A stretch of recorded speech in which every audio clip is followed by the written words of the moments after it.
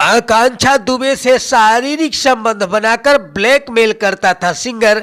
आकांक्षा दुबे मौत मामले में अश्लील वीडियो आया सामने। मित्रों, बताएंगे पूरी खबर। इससे पहले आप हमारे चैनल को सब्सक्राइब व वीडियो को लाइक शेयर जरूर कर दीजिएगा। भोजपुरी अभिनेत्री आकांक्षा दुबे की मौत के बाद अब उनकी मां लगातार न्याय की गुहार लगा रही हैं। भोजपुरी जगत के ही सिंगर समर सिंह पर गंभीर आरोप लगाए हैं। अब शारीरिक शोषण और अश्लील वीडियो का आरोप लगाया गया है। भोजपुरी अभिनेत्री आकांक्षा दुबे मौत मामले में मृतका की मां लगातार पुलिस की कार्यप्रणाली पर सवाल खड़े कर रही हैं।